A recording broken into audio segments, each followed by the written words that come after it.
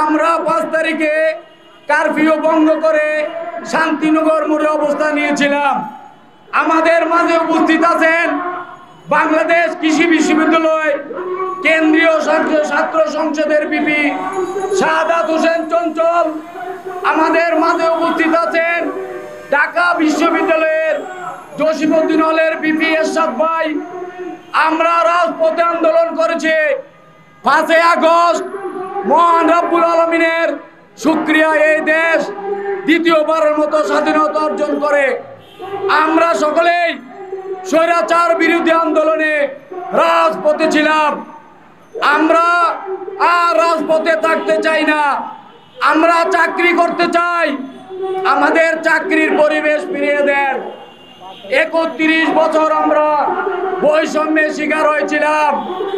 বিএনপির আমলের নিয়ম এই ট্যাগ লাগিয়ে আমাদের চাকরিতে উন্নতি নাই, পদোন্নতি নাই, পদায়ন নাই।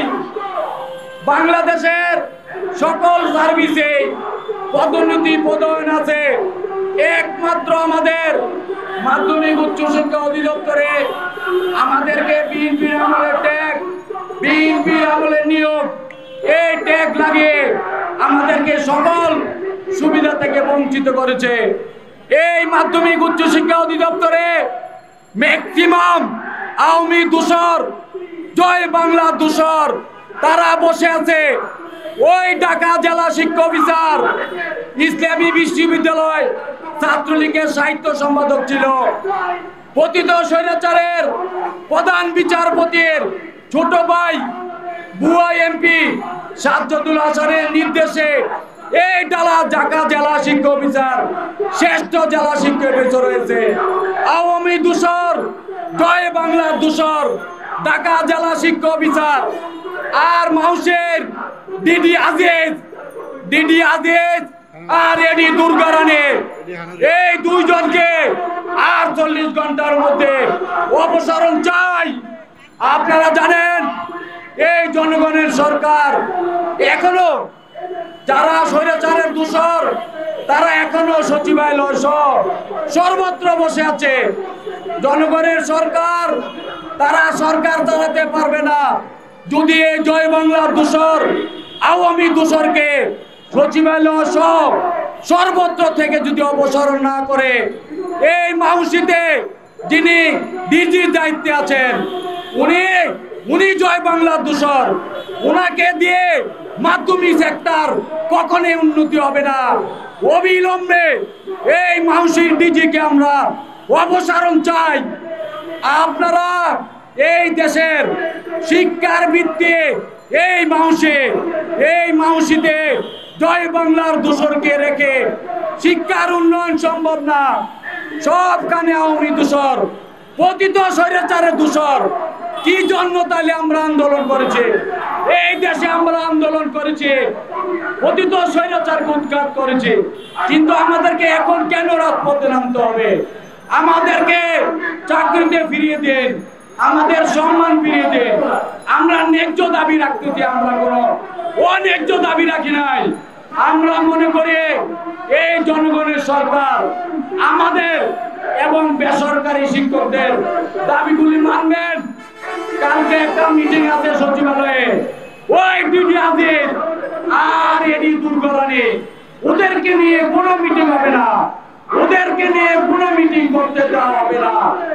আমরা অতিরিক্ত সচিব কবিরুল স্যারের কাছে উদাত্ত আহ্বান, কালকের সভা বন্ধ করেন। এই সভাতে আমাদের প্রতিনিধি লাগবে, মাধ্যমিক শিক্ষা অফিসারের প্রতিনিধি কমিটিতে অন্তর্ভুক্তি ছাড়া জয় বাংলার আওয়ামী দূষণ দিয়ে কোনো মিটিং হবে না। বেসরকারি শিক্ষকদের চাকরি জাতীয়করণ সহ যারা শিক্ষা জাতির মেরুদণ্ড, এখন কিন্তু মানুষ বলে শিক্ষা জাতীয় মৃত্যুদণ্ড। আমরা এই চাই না। গত সরকার শিক্ষাকে জাতির মৃত্যুদণ্ড পরিণত করেছে। এর থেকে আমরা উত্তরণ চাই। অন্তর্বর্তীকালীন সরকার আমাদের সরকার, জনগণের সরকার, জনগণের আকাঙ্ক্ষা সরকার।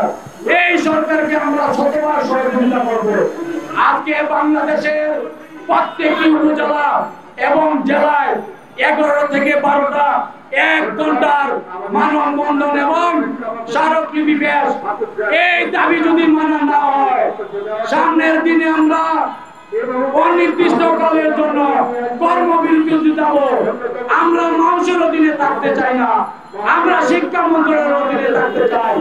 এই আওয়ামী দূষকদের 48 ঘন্টার মধ্যে অপসারণ দাবি করছি আমরা। এই মানুষের দিকে ডাইরেক্টর মাধ্যমিক, ডিডি মাধ্যমিক, এডি মাধ্যমিকের 48 ঘন্টার মধ্যে আমরা অপসারণ চাই।